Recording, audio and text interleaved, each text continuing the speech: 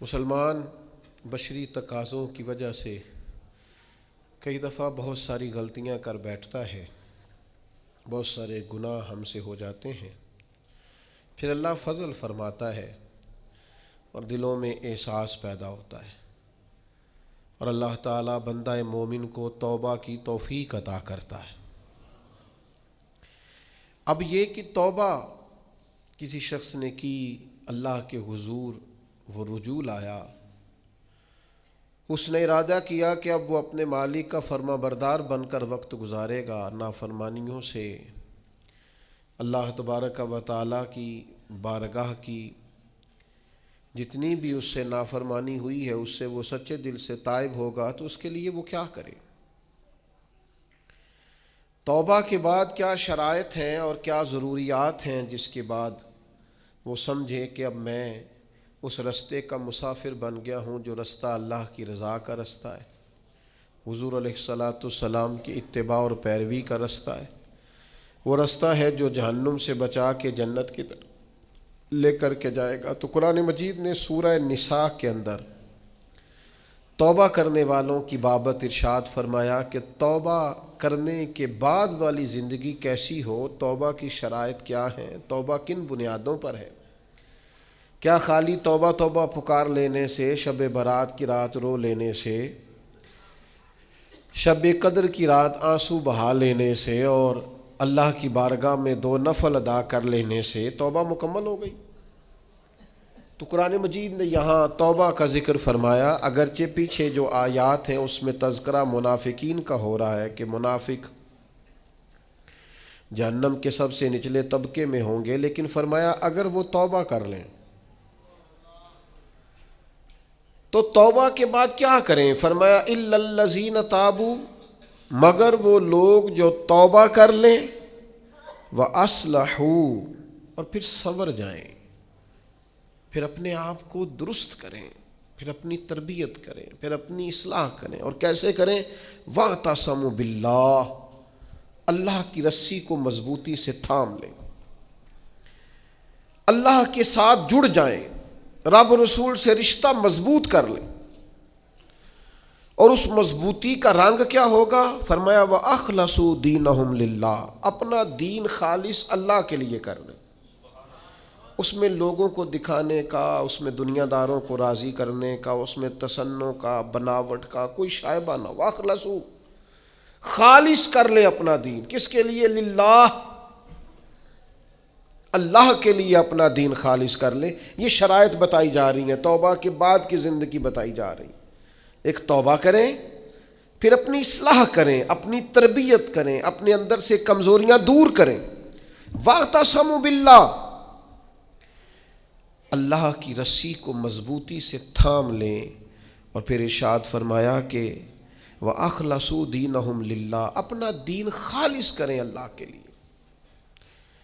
جو بھی کام کریں، تھوڑا کریں، زیادہ کریں، کم کریں، کثیر کریں، محض رضا الہی کے لیے کریں، اس میں یہ دنیا داری کا شائبہ نہ ہو۔ میں کیسے آپ کو عرض کروں کہ بہت سارے دینی کام بھی لوگ دنیا داری کے لیے کرتے ہیں، بہت ساری محفلیں، مجالس بھی اپنا نام اونچا کرنے کے لیے ہوتی ہیں، بہت سارے کاموں سے مقصود یہ ہوتا ہے کہ چلو اس طرح نہیں تو اس طرح ہی میرا قد اونچا ہو جائے گا۔ وَأَخْلَصُوا دِينَهُمْ لِلَّهِ، خالص ہو جاؤ، خالص ہو جاؤ۔ نبی کریم صلی اللہ تعالی علیہ وسلم نے فرمایا تو مخلص ہو جا، تیرا تھوڑا عمل ہی تجھے کفایت کر جائے گا، تھوڑا عمل ہی زیادہ ہو جائے گا، اللہ تعالیٰ فضل کر دے گا، پر شرط یہ ہے کہ تو مخلص ہو، خالص ہو جا۔ فرمایا جب یہ چیزیں تیرے اندر پیدا ہو جائیں گی فَأُولَٰئِکَ مَعَ الْمُؤْمِنِينَ، تو پھر اللہ تعالیٰ انہیں مومنوں کے ساتھ شامل فرما لے۔ میں کہہ چکا ہوں بات تو پیچھے منافقین کی ہو رہی ہے، لیکن یہاں صوفیاء نے باریک نقطہ بیان کیا۔ فرمایا جب تو توبہ کرے گا، جب تو اپنی اصلاح کرے گا، جب تو اللہ کی رسی مضبوطی سے تھام لے گا، جب تو اپنا دین اللہ کے لیے خالص کر لے گا، پھر اللہ تجھے اپنے کامل بندوں میں شامل فرما لے، پھر تو کاملین میں آ جائے گا۔ مومن جو کامل ہوتے ہیں ان کی صفوں میں اللہ تجھے کھڑا کرے گا۔ وَسَوْفَ يُؤْتِ اللَّهُ الْمُؤْمِنِينَ أَجْرًا عَظِيمًا، اور فرمایا ان قریب اللہ مومنوں کو بڑا ہی اجر عطا فرمانے والا ہے. یہ جن بندوں میں تمہیں شامل کیا جائے گا ان قریب تم دیکھو گے اللہ انہیں بڑا اجر عطا کرنے والا ہے. اور جو اگلی آیت ہے نا، دل میں ہو دھڑکن، دل مردہ نہ ہو، ضمیر زندہ ہو. تو یہ جو اگلی آیت ہے نا قرآن مجید کی سورہ نساء کی اور 5ویں پارے کی آخری آیت، یہ عجیب اللہ کے انداز کریمانہ کا پتہ دیتی ہے. یہ بڑے انوکھے انداز میں بندہ مومن سے خطاب کرتی ہے. یہ بڑے انوکھے انداز سے کافر کو منافق کو بھی سمجھاتی ہے. یہ کس طرح کھول کر ایک نیا رنگ قرآن مجید اپنے پڑھنے سننے سمجھنے والوں کے دلوں میں پیدا کرتا ہے. اللہ کریم نے ارشاد فرمایا ما یفعل اللہ بعذابکم، فرمایا اللہ تمہیں عذاب دے کے کیا کرے گا. اللہ تمہیں عذاب دے کے او ہو قربان جائیں. مالک چاہتا نہیں کہ اللہ تمہیں عذاب دے کے کیا کرے گا. ان شکرتم و آمنتم، اگر تم شکر ادا کرو اور ایمان لے آؤ، اگر تم شکر گزار بندے بن جاؤ، مومن بندے بن جاؤ، تو اللہ تمہیں عذاب دے کے کیا کرے گا. رب تمہیں عذاب دینا چاہتا نہیں ہے، وہ کرم کرنا چاہتا ہے، وہ عطائیں کرنا چاہتا ہے. دو ہی مطالبے ہیں، ایک یہ کہ اس کے شکر گزار بنو، اور ایک یہ کہ مومن کامل بنو. کامل ایمان ہو اور مزاج شکر والا ہو تو رب کہتا ہے او اللہ تمہیں عذاب دے کے کیا کرے گا. اس کی رضا نہیں ہے کہ تم چھلانگے لگاتے ہو عذاب کی طرف بڑھتے ہو. پوچھ لے ویسے دائیں بائیں کسی سے، پوچھ لے ویسے اپنے آپ سے کہ دل شاکر ہے، اللہ کی رضا پہ راضی ہے. جہاں مالک نے رکھا ہوا ہے وہاں لوگ خوش ہیں. ہمارے مزاجوں سے تو حال میں مزید کی طلب ہی نہیں جاتی. یہ کوئی نہیں، وہ کوئی نہیں، یہاں پریشانی، وہاں دکھ، یہاں آزمائش، ہر وقت کے شکوے، ہر وقت کی پریشانیاں، ہر وقت کی آزمائشیں ہم نے اوڑھ رکھی ہیں. فرمایا اللہ تمہیں عذاب دے کے کیا کرے گا اگر تم شکر کرو، اگر تم ایمان لاؤ. اور مزے کی بات دیکھو، شکر اتنی بڑی نعمت ہے کہ ایمان کا ذکر بظاہر بعد میں کیا، شکر کا پہلے کیا ہے. اور یہاں علماء نے لکھا ہے کامل مومن بھی وہی ہوتا ہے جو رب کا شکر گزار ہوتا ہے، جس کے مزاج میں شکر کوئی نہیں نا، اس کو ایمان کی وہ خاص لذت بھی نصیب نہیں ہوتی. اور آگے پتہ کیا ارشاد فرما، وہ تمہیں عذاب دے کے کیا کرے گا اگر تم شکر کرو اور ایمان لے آؤ. وَقَانَ اللَّهُ شَاكِرًا عَلِيمًا، اللہ تو قدر کرنے والا ہے. اوئے ہوئے، اللہ تو قدردان ہے، اللہ تعالیٰ تو صلہ دینے والا ہے، اور علیمہ وہ جاننے والا ہے تمہارے دلوں میں کیا ہے. تم اگر شکر کر لو، تم اگر ایمان لے آؤ تو اللہ تمہیں عذاب دے کے. ہمارا پتہ مزاج کیا ہے، ہماری طبیعت سے ناشکری نہیں جاتی. ہمارے مزاجوں میں نہ ایک بات پیدا ہو گئی ہے کہ میں دکھی ہوں، فلانا مجھ سے بڑا اچھا ہے، اس نے نا ہمیں مضطرب کر دیا ہے، بے چین کر دیا ہے. دکھ ہے کیا، دکھ ہے کیا. درویش کہتے ہیں دکھ یہی ہے، تیری مرضی اور ہے، رب کی مرضی اور ہے. جب تیری اور رب کی مرضی ایک ہو جائے پھر دکھ ہوتا ہی کوئی نہیں، پھر سکھ ہی سکھ ہے. جہاں رب رکھے تو شکر گزار ہو جا تو سکھی ہے. دکھ یہ ہے کہ تو کہتا ہے جو اللہ نے کیا ہے شاید معاذ اللہ وہ ٹھیک یہ ہونا چاہیے تھا. تو یاد رکھنے کی بات ہے، سمجھ لیں اس کو. توبہ کے بعد جو اپنی زندگی ہے اس کو کس طرح گزارنا ہے اسے سمجھیں. آ گئی شب برات، ساری رات روئیں گے مسلمان، پھر کیا بدل جائیں گے؟ پھر سویرے جھوٹ ختم ہوگا معاشرے سے، لاکھوں جو اکٹھے ہو کے ایک جگہ پہ توبہ کریں گے تو کیا پھر ملاوٹیں ختم ہو جائیں گی، رشوتیں ختم ہو جائیں گی، بددیانتیاں ختم ہو جائیں گی، ماں باپ کی نافرمانیاں ختم ہو جائیں گی؟ کیا معنی ہے رونے کا؟ توبہ کا معنی کیا ہے؟ او بھائی مزاج کو سمجھیں، دین کی حقیقت کو سمجھیں. توبہ جب آپ کریں گے تو اس کے لیے ضروریات کیا ہیں؟ سب سے پہلی بات تو یہ ہے کہ توبہ کرنے کے لیے ندامت کی ضرورت ہوتی ہے.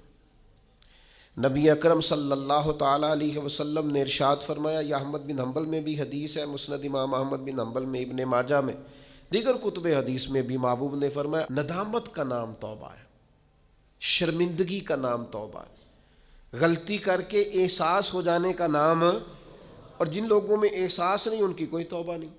مجھے یاد تو نہیں جی کبھی کسی کا دل دکھایا ہو، مجھے یاد تو نہیں کبھی کسی کا برا چاہا ہو، مجھے یاد تو نہیں کبھی کسی کا نقصان کیا ہو، پر میں اللہ کی بارگاہ میں توبہ کرتا ہوں۔ بھئی آپ پاک صاف اتنے ہیں تو توبہ کس بات کی؟ آپ میں جب ندامت ہی نہیں پیدا ہو رہی، آپ گناہ کو گناہ ہی تسلیم نہیں کر رہے، اپنی غلطی نہیں مان رہے، تو توبہ کاہے کی؟ تو توبہ کرنے سے پہلے احساس پیدا کرنا، ندامت پیدا کرنا، شرمندگی دل میں پیدا ہونا، یہ تو پہلی سیڑھی ہے۔ اور اگر یہ سیڑھی حاصل نہیں ہے تو پھر توبہ انسان کو میسر آ سکتی؟ حضرت عمر فاروق رضی اللہ تعالیٰ عنہ ارشاد فرمایا کرتے تھے، جو لوگ زیادہ کثرت سے توبہ کرنے والے ہیں، استغفار کرنے والے، ان کے پاس بیٹھا کرو، ان کے دل نرم ہوتے، ان کی صحبت اختیار کیا کرو، مزاج کے نرم ہوتے۔ کیوں؟ کہ ان کے اندر احساس ہوتا ہے ہم سے غلطی ہو گئی، انہیں خیال آتا ہے۔ آج ہمارا سب سے بڑا مسئلہ یہ ہے کہ ہمیں احساس ہی نہیں اپنی غلطیوں کا۔ مومن کی شان یہ ہے کہ وہ رائی کے دانے کے برابر کبھی غلطی کرے تو اسے پہاڑ محسوس ہوتی ہے، اوہ مجھ سے تو بڑا گناہ ہو گیا۔ اور منافق کی علامت یہ ہوتی ہے کہ پہاڑ کے برابر گناہ کرتا ہے تو رائی سمجھتا ہے، کہتا ہے کچھ بھی نہیں، ساری دنیا نہیں کرتی، پھر کیا ہو گیا؟ ہو جاتا ہے انسان نہیں۔ مومن ڈرتا ہے، احساس ندامت ہر وقت اسے بے چین رکھتا ہے۔ اللہ کے بندے ہمیشہ ندامت کے ساتھ رہتے ہیں۔ دلوں میں احساس تو پیدا کریں، طبیعت تو ہو یار کہ مجھ سے غلطی ہوئی ہے۔ سیدہ عائشہ صدیقہ فرماتی ہیں، حضور نے فرمایا جو بندہ اعتراف کرتا ہے نا، مالک مجھ سے غلطی ہو گئی، اعتراف گناہ کر کے معافی مانگتا ہے، تاب اللہ علیہ، اللہ اس کی توبہ کو قبول فرما لیتا ہے۔ اعتراف ہی نہیں، ہم نے جرم کیا ہی کوئی نہیں، ہمارے اندر کوئی غلطی ہے ہی نہیں سرے سے۔ جب ہم یہ ماننے کو تیار نہیں تو پھر مجھے بتائیے معنی کیا ہوا؟ اور دوسری بات قرآن نے کہی، وَأَصْلَحُوا، پھر وہ اپنی اصلاح بھی کرے، پھر گناہ چھوڑ دے جس سے توبہ کی، پھر دوبارہ اس خطا کے پاس نہ جائے۔ پکا ارادہ تو کرے کہ آج کے بعد دوبارہ یہ جرم نہیں کرنا، لیکن توبہ بھی خوب کی، شب برات کی ساری رات روئے، عمرہ بھی بہت کثرت سے کیا، وہاں جا کے بھی بڑی معافیاں مانگی، لیکن واپس آ کے وہ گناہ چھوڑا ہی نہیں۔ وہ جس غلطی کی توبہ کی تھی اس کی اصلاح ہی نہیں کی، اپنے آپ کو بدلا ہی نہیں۔ تو بھائی بچہ چھٹیاں کر کے آتا ہے، استاد کہتا ہے میں تمہیں کلاس میں نہیں رکھوں گا، یہاں سے نکل جاؤ، تو وہ طالب علم کہتا ہے کہ استاد جی آئندہ چھٹی نہیں کروں گا، آئندہ چھٹی مجھے معاف کر دیں، میں آئندہ غیر حاضری۔ یہ کیا ہے؟ یہ اس کی توبہ ہے۔ اگر وہ کہے کہ جناب آپ معاف بھی کر دیں پر اگلے ہفتے 2 چھٹیاں میں نے دوبارہ بھی کرنی ہے، تو استاد رکھ لے گا؟ تو اسے کہیں گے تو فارغ ہے۔ وہ یقین دلاتا ہے، پھر اپنی اماں سے سفارش کراتا ہے، فون کراتا ہے، ابا جی کا فون کراتا ہے، گھر سے وہ کسی سفارشی کو لاتا ہے، کہتا ہے جناب یہ مہربانی کریں، یہ میں ان کو ساتھ لایا ہوں، میں آئندہ چھٹی، غلطی ہو گئی، بھول گیا تھا۔ وہ بار بار کہتا ہے جی آج کے بعد ہوا تو جو مرضی کر لیجئے گا، آج کے بعد اگر غلطی ہوئی تو پھر آپ جو مرضی فیصلہ کیجئے گا۔ یہ غلطی آئندہ نہ کرنے کا ارادہ توبہ ہے۔ لیکن ساری رات شب برات پہ رو کے سویرے ہی دکان کھولتے پہلا جھوٹ بول دینا اور کہنا میں توبہ کر کے آیا ہوں۔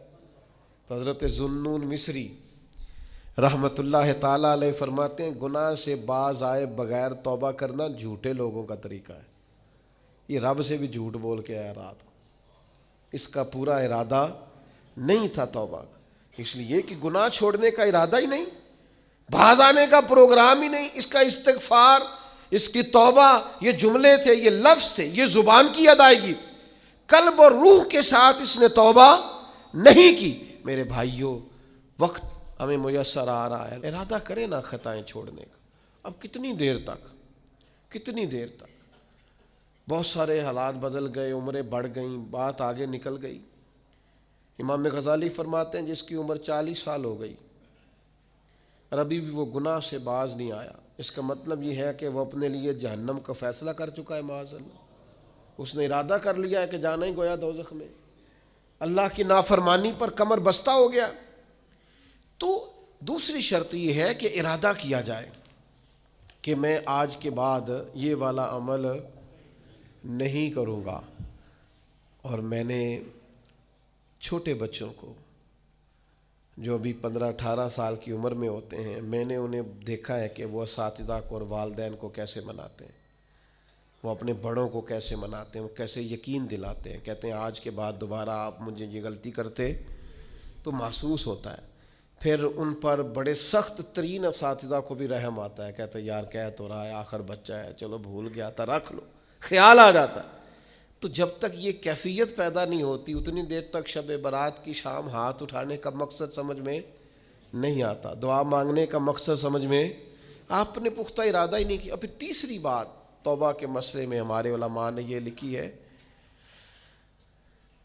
کہ گناہ جس طرح لوگ ڈٹ کے کرتے ہیں اور ڈھٹائی سے کرتے ہیں، تو توبہ والے معاملے میں بندے کو ذرا ڈٹنا چاہیے، کچھ دن اسے پریکٹس تو کرنی چاہیے، جد و جہد تو کرنی چاہیے، کوشش تو کرنی چاہیے۔ اللہ کہتا ہے تو ہمت کر، رب تیری مدد فرمائے گا۔ ان الذین قالوا ربنا اللہ ثم استقاموا تتنزل علیہم الملائکہ، جو کہے گا اللہ میرا رب ہے پھر ڈٹ جائے گا، اس کی مدد کے لیے اللہ فرشتے بھی نازل فرما دے گا۔ استقامت کا تھوڑا مزاج ہو، تھوڑی طبیعت ہو کہ ہم نے استقامت اختیار کرنی ہے، ڈٹنا ہے تھوڑا توبہ کے بعد، تھوڑا ارادہ کرنا ہے کہ یار نہیں اب میں نے اس طرف نہیں جانا، اب میرا ارادہ بدل گیا، اب میں نے یہ کام۔ ایک صحابی تھے تو فرماتے ہیں کہ میں توبہ کرنے سے پہلے ایک خاتون کے ہاں آیا جایا کرتا تھا، پھر اللہ نے مجھے توفیق دی، میں توبہ کر گیا اور کلمہ پڑھ گیا، اور جب میں حضور کی بارگاہ سے ہو کے واپس آ رہا تھا تو وہ رستے میں مجھے آوازیں دے رہی تھی، لیکن جب میں نظریں جھکا کے اس کے پاس سے گزر گیا تو مجھے کہنے لگی تم وہی نہیں ہو؟ تو میں نے کہا نہیں، اب تو میں توبہ کر کے آیا، اب تو میں اللہ کا بندہ بن کے آیا۔ حضرت حبیب اجمی رحمۃ اللہ تعالی علیہ، اللہ نے مجھے توفیق دی، میں ان کے مزار پہ بھی حاضر ہوا، بغداد معلیٰ میں ان کا مزار ہے، اور میں ان کے نا قبر کی پیروں کی جانب کھڑے ہو کے نا تو ان کے کچھ اقوال ان کو سنا رہا تھا، ان کے کچھ اقوال ان کو سنا رہا تھا۔ حضرت حبیب اجمی رحمۃ اللہ علیہ سود کا کام کرتے تھے، دعا کریں اللہ ہم سب کو محفوظ کرے، آمین تو کہیں، اللہ ہم سب کو۔ اب لوگوں نے بغلوں میں فتوے بھی رکھ لیے ہیں، کل پرسوں میرے پاس ایک صاحب فتویٰ لے کے آئے، فلانے مولانا صاحب نے کہا فلانی بینک کا سیونگ اکاؤنٹ بھی ٹھیک ہے، یہ میری بغل میں فتویٰ ہے تو یہ آپ پڑھ لیں۔ میں کیا تو مینو کو پوچھنا آیا جی تو تیرے کو فتویٰ جو ہے، ایک بندے کو فتویٰ مل گیا ہے اور اس نے پکڑا ہوا ہے بغل میں ہے، میرے پاس کیوں آیا ہے؟ کہنے لگا جی آپ کیا کہہ رہے ہیں؟ میں کیا تو تاں آئے ہیں تو مطمئن نہیں مولوی دی گل تے، اگر تو مطمئن ہوتا تو تصدیق کرنے، تو یہ جو مطمئن نہیں ہے نا اس کا مطلب ہے کہ بات کے اندر شک ہے، اس گل چ رولا ہے۔ تو میں کیا رولے والی گل چنگی، تو میں کیا فتویٰ دوبارہ لپیٹ کے جیب چ پا، تو دا سیونگ اکاؤنٹ ٹھیک ہوندا ہے؟ کہندا جی سمجھ نہیں آئی تاں تے آیا۔ میں کہا بس ٹھیک ہے تینوں پھر سمجھ آ گئی ہے، جیڑی سمجھ نہیں نہ آئی ہے دا مطلب ہے سمجھ آ گئی، یہ سمجھ لے آپ چھوڑیں۔ میں کسی کا نام نہیں لیتا، کوئی بات نہیں کرتا، میں آپ کو بخاری کی حدیث سناتا ہوں، نبی پاک علیہ السلام نے فرمایا ایک حلال ہے وہ بھی واضح، ایک حرام ہے وہ بھی واضح ہے، ایک میں شک ہے کہ پتہ نہیں حلال ہے کہ پتہ نہیں حرام ہے۔ میرے کریم محبوب نے فرمایا تم نے شک والی چیز سے بھی بچنا ہے، شک سے بھی تم نے بچنا ہے، اس لیے کہ مسلمان طیب اور طاہر کا قائل ہوتا ہے، وہ پاکیزہ مزاج ہوتا ہے، پاکیزگی کا قائل ہوتا ہے۔ بھائیو یہ بچیں، یہ رزق حرام اتنا نقصان کرتا ہے کہ انسان کا اللہ سے رشتہ کمزور کر دیتا ہے۔ لقمہ حرام سے پوری پرہیز، پوری زہر کی طرح اس سے پرہیز کریں، تیزاب کی طرح اس سے بچیں، تب جا کے انسان کی روحانی زندگی کچھ آگے بڑھنی شروع ہوتی ہے۔ توبہ سچی اخلاص والی، سنورنے والی اور استقامت والی کہ میں نے پھر دوبارہ یہ عمل نہیں کرنا. اور عادتیں بدل جایا کرتی ہیں، عادتیں بدل. عادی تھے لوگ شراب کے، پر حضور نے فرمایا حرام ہے، تو پھر دوبارہ کوئی قریب بالکل جن چیزوں کی 100% کوئی منع کرنے والا نہیں تھا ان کو اشاروں سے منع کیا میرے نبی پاک نے. تو یہ بندہ مومن کی شان ہوتی ہے، پھر وہ اتنے پکے ہوئے کہ دوبارہ ان چیزوں کے قریب تو توبہ کریں لیکن پھر اس پر ڈٹیں. اور تیسری بات یہ ہے کہ اصلاح احوال کریں، توبہ کے بعد اپنی اصلاح کریں، اپنی تربیت کریں، اپنے اوپر توجہ دیں. ڈاکٹر 2 قسم کے چارٹ دیتے ہیں مریض کو، ایک یہ کہ یہ چیزیں نہیں کھانی، اور ایک یہ کہ یہ والی آپ نے کھانی ہے، یہ آپ کے لیے. وہ کہتے ہیں تم نے تلی چیز نہیں کھانی، تم نے تیزابیت والی نہیں کھانی، آئلی چیزیں نہیں کھانی، اور سلاد ضرور کھانا ہے، پھل کا استعمال ضرور کرنا ہے. یہ کیوں بتاتے ہیں کہ اگر آپ کو ساری چیزیں چھوڑ دیں گے تو پھر جسم کے اندر طاقت موجود نہیں رہے گی. کچھ آپ کو وہ چھوڑنی ہے جو نقصان دیتی، لیکن وہ کھانی ہے جو جسم کو طاقت ور کر. اصلاح احوال کا معنی یہ کہ یہ گناہ چھوڑ دیں اور اس کے ساتھ یہ والی نیکیاں کریں. سویرے اٹھ کے نفل پڑھیں، دن میں قرآن مجید پڑھیں، استغفار پڑھیں، درود پاک پڑھیں، غریب کی مدد کریں، ماں باپ کی خدمت کریں، جو آپ کے ذمے حقوق العباد ہیں ان کو صحیح کر کے ادا کریں. اپنی زندگی کے اندر بہتر تبدیلیاں لائیں، اپنے آپ کو بدلیں. اور نوجوانوں سے کہوں گا سونا ذرا کم کریں، آرام پسندی اور وجود کی آرام طلبی سے باہر نہیں، آپ ضائع ہو جائیں گے.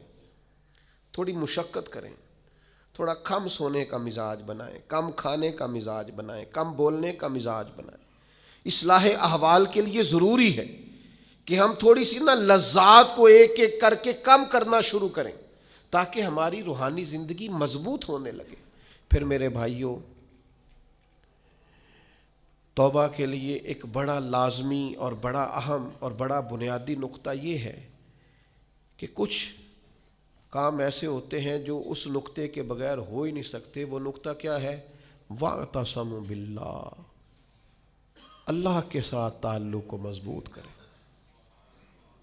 اللہ کے ساتھ تعلق کو.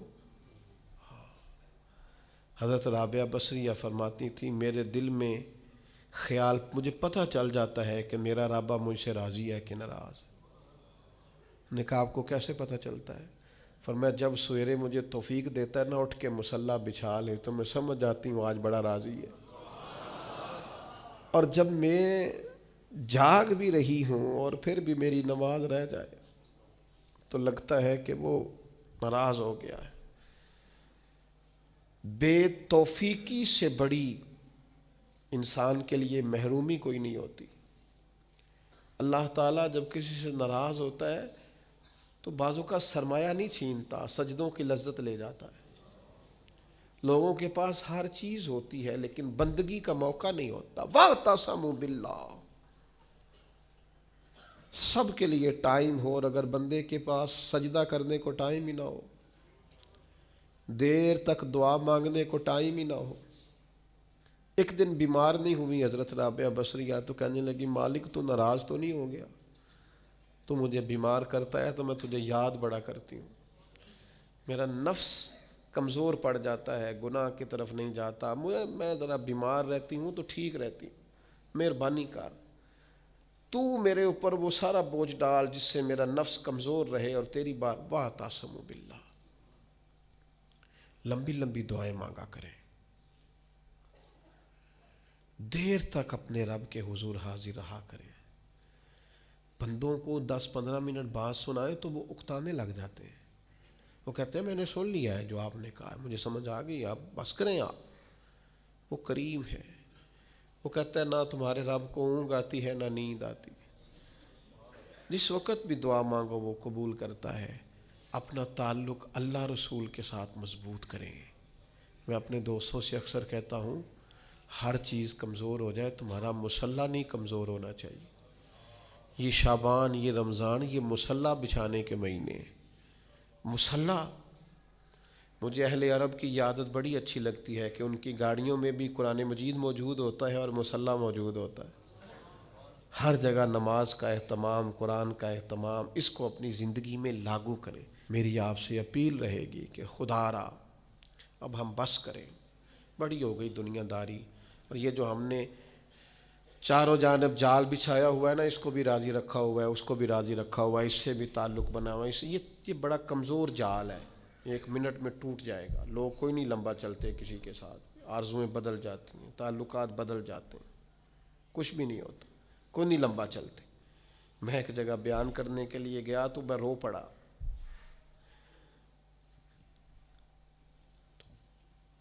انہوں نے مجھے ایک مشہور خطیب کا بتایا کہ ہمارے پاس وہ ہر سال آیا کرتے تھے، تو میں نے کہا اب کیوں نہیں آتے؟ کہنے لگے وہ بیمار ہو گئے۔ میں نے کہا دوبارہ کبھی پتہ لینے گئے ہو؟ کہا نہیں۔